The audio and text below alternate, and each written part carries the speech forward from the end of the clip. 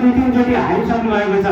चुपलाग फलानुमा छाप भन्ने भन्नुभएको छ नि, दुईचोटि हालिसक्नु भएको छ। फेरि तेस्रोचोटि हाल्नलाई पनि चुपचापै हाल्नु पऱ्यो, किन खेर फाल्ने भन्ने खाले ल्याइदिन्छ। त्यसैले तिनीहरूले चुपचाप फलानु तिनीमा छाप भन्नु, हामीले देखाएर तारामा छाप भन्ने हो।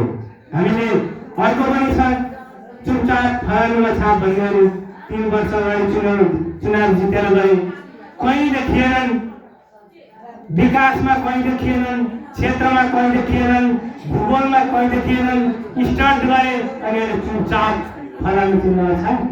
त्यस्तो हुन सक्दैन। किन चुपचाप? लाज लागेको छ नि त भोट पाउनु, त्यसैले चुपचाप हो। हामीलाई चुपचाप होइन, तारामै छाप चाहियो, देख्ने गरी छाप चाहियो, आफ्ना छोरा छोरी इष्टमित्रलाई भनेर छाप चाहियो, छलफल भुवासमा छाप चाहियो। त्यसैले हामी तारामा छाप, चुपचाप तारामा छाप लाग्नुवाला छैन। हाम्रो उम्मेदवार अघि पनि अग्रगामी भन्नुभयो, अर्थशास्त्रको अर्थशास्त्री हुनुहुन्छ। देशको जगजग आर्थिक अवस्थालाई कसरी उठाउने हो कसले जानेको छ? डाक्टर कृष्ण पन्तले गर्छ। अनि अरूलाई किन हाल्नु?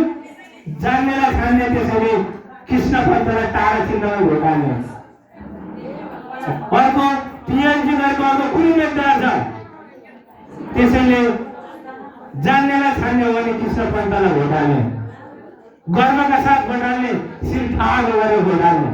हामी भन्न चाहन्छौँ, समाजमा स्टन्ट गरेर समाजको उन्नति हुने छैन, जनताका भरोसाहरू पुरा हुने छैनन्, देशको विकास हुने छैन, समाजको उन्नति हुने छैन। त्यसैले हाम्रो नेपाली कम्युनिस्ट पार्टीको उम्मेदवारले यहाँ अघि नै प्रतिबद्धता भइसक्नु भएको छ। हामीले देखेका छौँ, कानुन बनाउन जाने ठाउँमा कानुनमै निष्णात गर्नुभएको छ।